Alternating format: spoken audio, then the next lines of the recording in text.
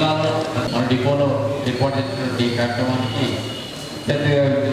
గౌరవనీయ నిజామాబాద్ టీటీఓ గారిని కూడా దీనిపై రావాల్సిన కోరుతారు. ముందుగా కోరుతారు.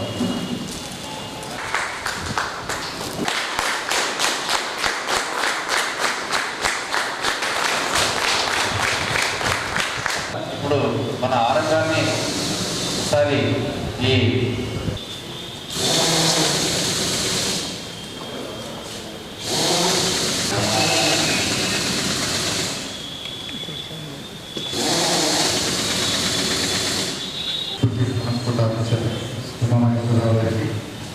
అదేవిధంగా మోటార్ వెహికల్ ఇన్స్పెక్టర్ రాహుల్ గారికి పాటుగా మళ్ళీ నీటి ఇయర్లో అంటే జూలై నెలలో సుమారుగా ఒక 6 నెలలు గడిచిన తర్వాత జూలై నెలలో కూడా ఈ యాక్సిడెంట్ ఫ్రీ వీక్ మనం జరుపుకోవడం జరుగుతాం. సో అతిపెద్ద రవాణా సంస్థ ఆర్టీసీ కంబైన్డ్గా ఉన్నప్పుడు ఏపీఎస్ఆర్టీసీ. సో ఏపీఎస్ఆర్టీసీలో మరి 22,000 బస్సులు 1,20,000 మంది ఎంప్లాయీస్ తోటి మరి Guinness book of world record అంటే ప్రపంచంలోనే అతిపెద్ద ప్రజా రవాణా సంస్థగా గొప్ప వెలుగు వెతికినటువంటి సంస్థ.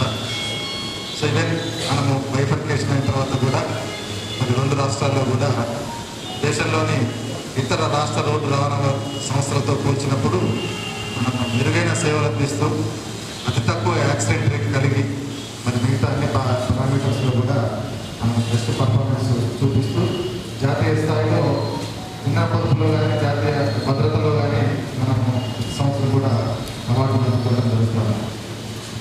సో ఈరోజు చూసినట్టయితే మరి మనము సుమారుగా మనకు 32 లక్షల మందిని మనము చేరవేస్తూ ఉంటుంది గమేశానికి 9,000 పైచిలకు బస్సులతోటి.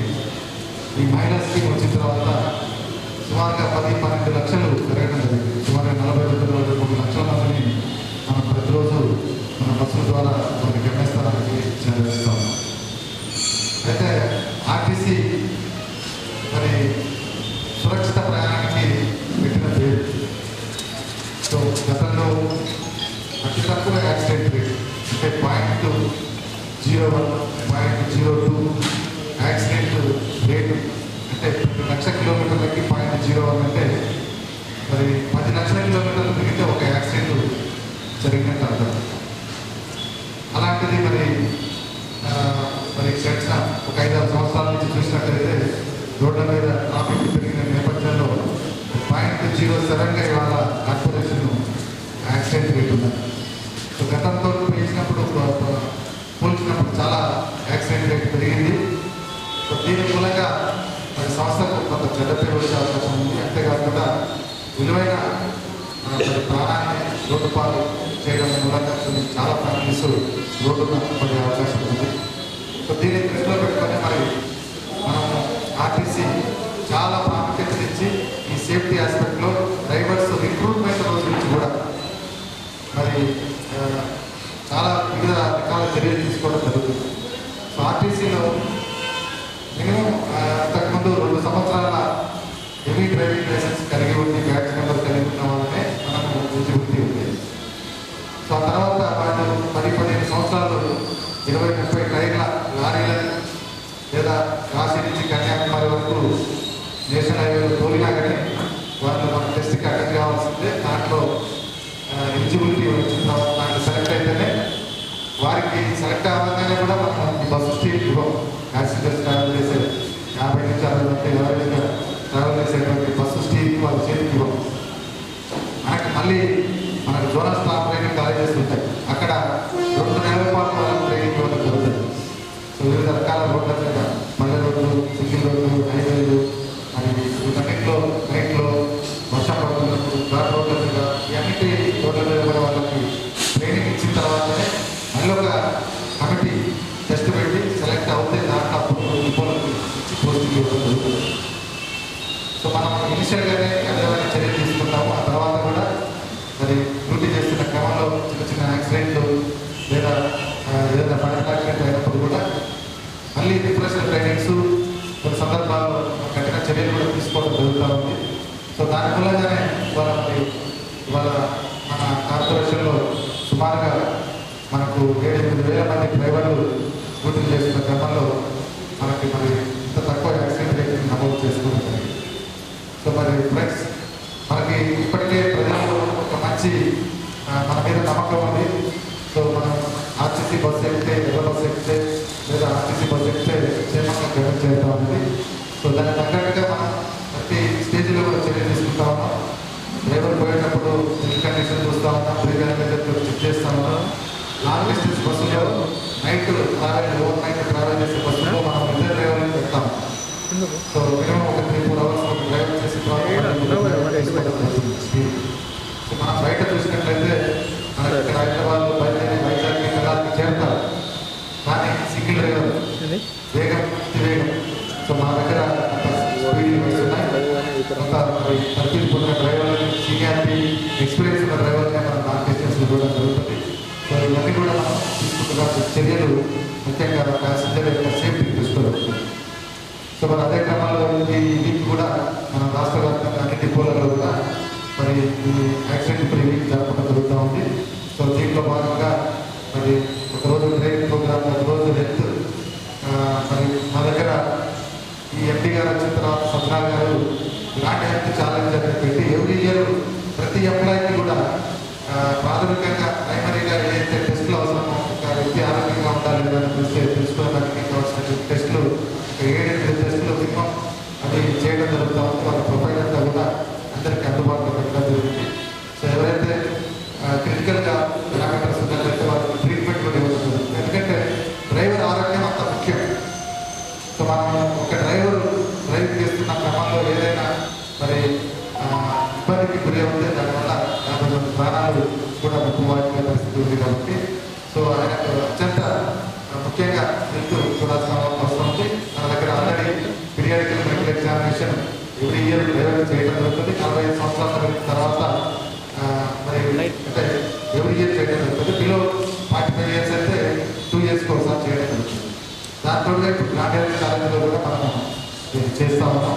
సో గ్రాండ్ హెల్త్ ఛాలెంజ్ కాకుండా మెడికల్ కండిషన్ బాగాలేని వాళ్ళకి మెడికల్ యాక్టివిటీ కూడా చేయడం జరుగుతూ ఉంది. డ్రైవర్స్ని ఆటోమేటిక్ ఎంప్లాయ్ ఇవ్వడం జరుగుతూ ఉంది. లేదంటే మెడికల్ ఇన్వాలిడేషన్ కింద వాళ్ళకి బెనిఫిట్స్ కూడా ఇవ్వడం జరుగుతూ ఉంది. ఇవన్నీ కూడా కార్పొరేషన్ సేఫ్టీని దృష్టిలో పెట్టుకొని డ్రైవర్స్కి ట్రైనింగ్, అవేర్నెస్ ప్లస్ చాలా సందర్భాల్లో రాష్ట్ర వ్యాప్తంగా జిల్లా వ్యాప్తంగా డిపో పరిధిలో బెస్ట్ డ్రైవర్స్ని సన్మానించడం, క్యాష్ అవార్డ్స్ ఇవన్నీ కూడా మనం చేస్తాం. సో ఇదే ఏదైతే ఈ వారం రోజులు కూడా మనం ఈ వారం రోజులే కాదు, సేఫ్టీ విషయానికి వచ్చినప్పుడు 365 రోజులు కూడా మనం అదే శ్రద్ధతోటి అదే సంకల్పం తీసుకొని మనం ముందుకు వెళ్ళాల్సిన అవసరం ఉంది. సో ఈరోజు మనకు ట్రాన్స్పోర్ట్ డిపార్ట్మెంట్ నుంచి అతిథులు వచ్చారు. సో మన జిల్లాని చూసినట్లయితే మనం కార్పొరేషన్ కంటే కూడా కొంచెం ఎక్కువ పర్సంటేజ్ మనకి రికార్డ్ అయింది. సో మన దగ్గర 575 బస్సులు మన జిల్లాలో తిరుగుతున్నాయి 6 డిపోల పరిధిలో. సో లాస్ట్ ఇయర్ మన యాక్సిడెంట్ రేటు 0.08, అంటే 10 లక్షల కిలోమీటర్లకి 8 యాక్సిడెంట్, మైనర్ లేదా మేజర్ లేదా ఫ్యాటల్. ఈ క్రమంలో 10 లక్షల కిలోమీటర్లకి 8 యాక్సిడెంట్ అంటే చాలా ఎక్కువగానే రికార్డ్ అవుతూ ఉంది.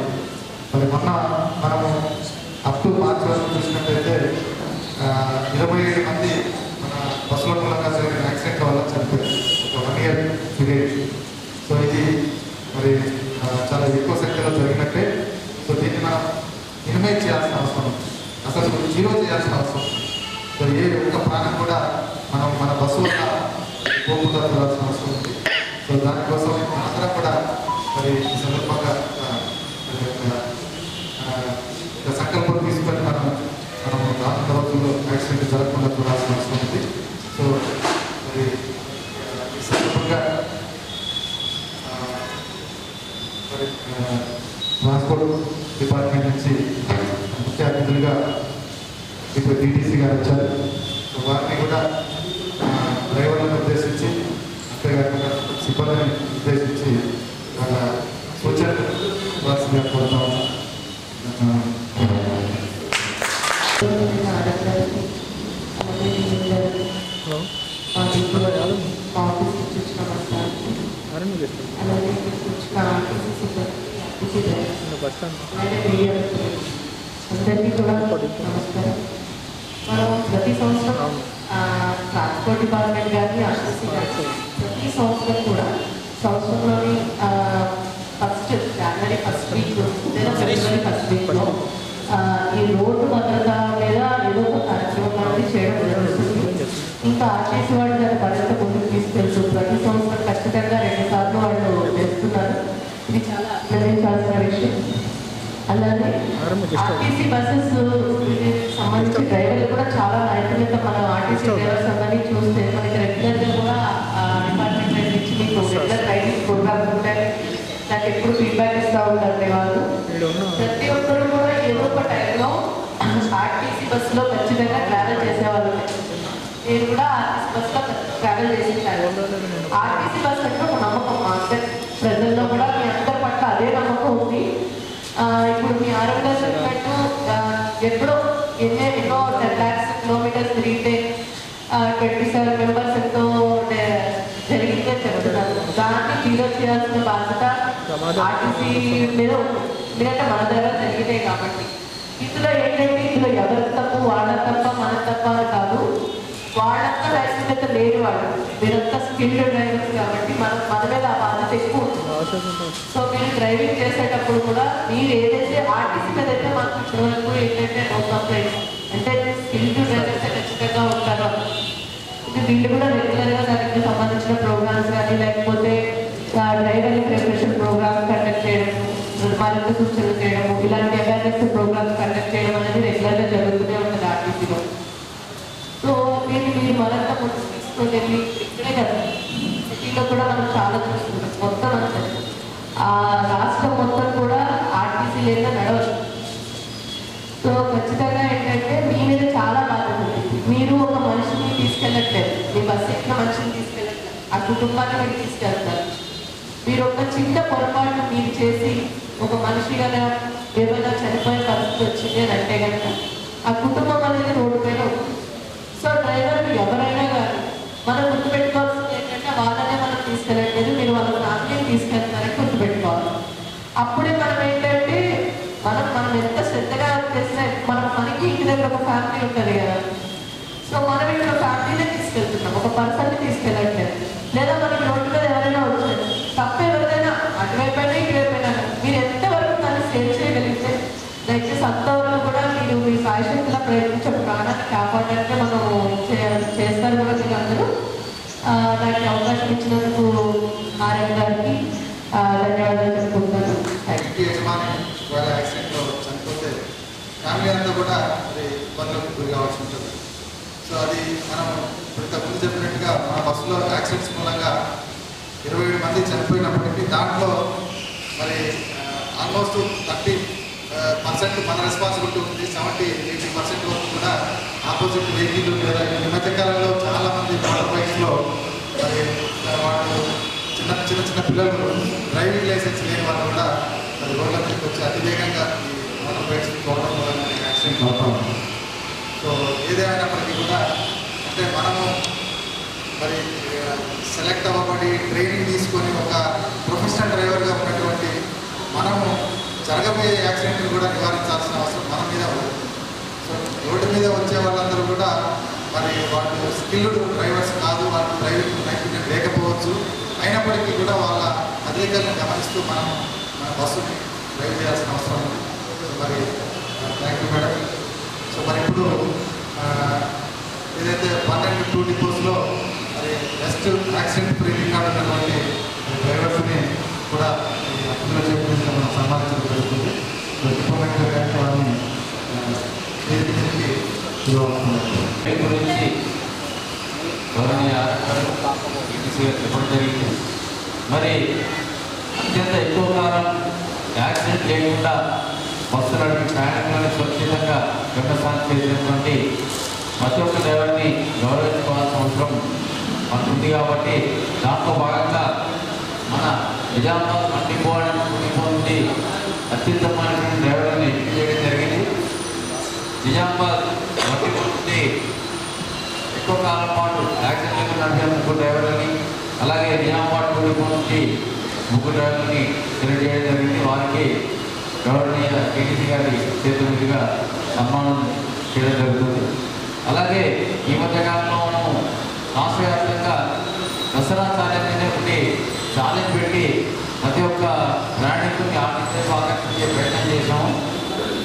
ఆ సమయంలో మన బస్సుల్లో ట్రావెల్ చేసినటువంటి ప్రయాణికులందరికీ కూడా లక్కీ టిప్ స్కీమ్ అంటూ ఒకటి పెట్టి వాళ్ళని మన ప్రతి ఒక్కరిని కూడా మన బస్సుల్లో ఎక్కే ప్రయత్నం చేయడం జరిగింది.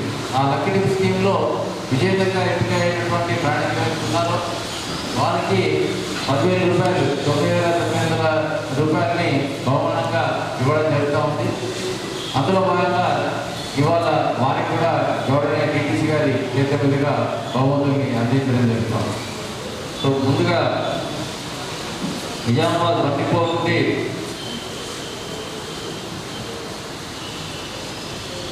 గత 20 సంవత్సరాల 4 నెలలుగా యాక్సిడెంట్ లేకుండా నడిపినటువంటి బస్సు నడిపినటువంటి శ్రీ పి రాజేంద్ర గారిని వేదికపై రావాల్సిన కోరుతున్నాం.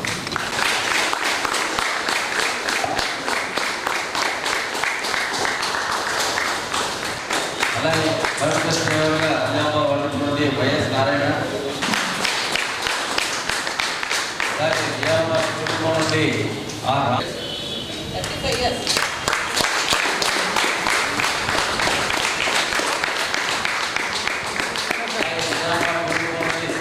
వచ్చేసి ఎస్ ఆనంద్,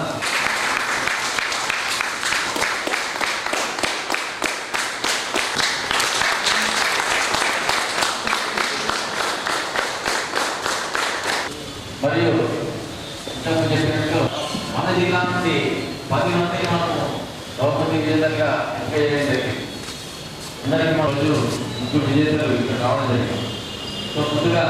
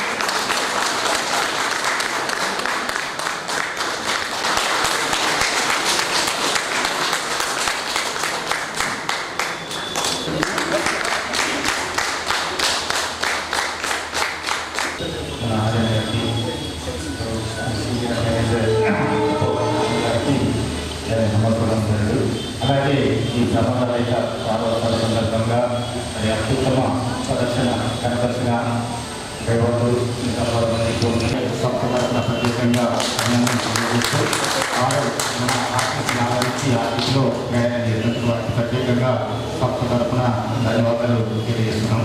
అలాగే మరి మన గౌరవనీయులు కేటీసీ గారు మరి మన పిలవగానే వారి యొక్క అమూల్యమైన సమయాన్ని మన కోసం కేటాయించి ఈరోజు కార్యక్రమానికి హాజరై విజేతలకు బహుమతులు అందజేసిన సందర్భంగా వారికి అలాగే గారికి ప్రత్యేకంగా మన సంస్థ తరఫున నిజామాబాద్ రేడియో తరఫున కృతజ్ఞతలు తెలియజేస్తూ ఈనాటి కార్యక్రమం థ్యాంక్ యూ.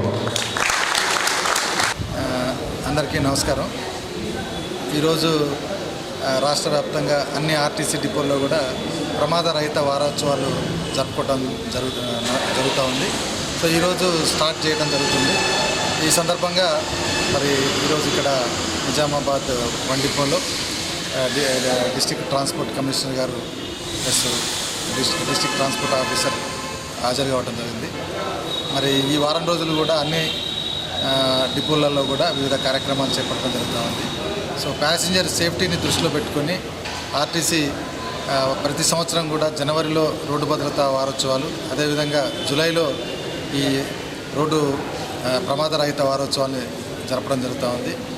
ఈ వారం రోజులు కూడా వాళ్లకు ట్రైనింగ్ ఇవ్వటము, ప్లస్ మెడికల్ చెకప్ చేయించటము, వాళ్ళకు ముఖ్యంగా వాళ్ళలో అవేర్నెస్ క్రియేట్ చేసి ప్రమాదం జరగడం మూలంగా జరిగేటువంటి నష్టాలని, ప్లస్ దానివల్ల ఆర్టీసీకి అంటే ఆర్థిక నష్టం కానీ లేదంటే ఏదైతే ప్రజల్లో నమ్మకం ఉందో దాన్ని పోగొట్టుకోకుండా ఉండేదానికోసం మరి ట్రైనింగ్ కార్యక్రమాలు ఇవన్నీ చేయడం జరుగుతూ ఉంది.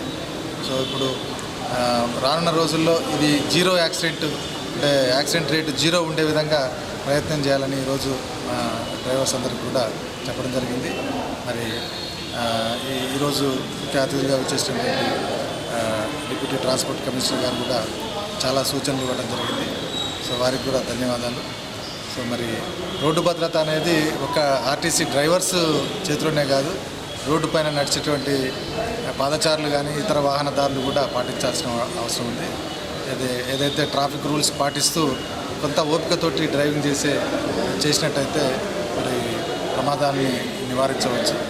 సో మరి ఈ సందర్భంగా మరి అందరూ కూడా ప్రమాదాలు నివారించే దాంట్లో మరి వారి స్థాయిలో వాళ్ళ ప్రయత్నాలు చేస్తూ సంకల్పం తీసుకోవాలని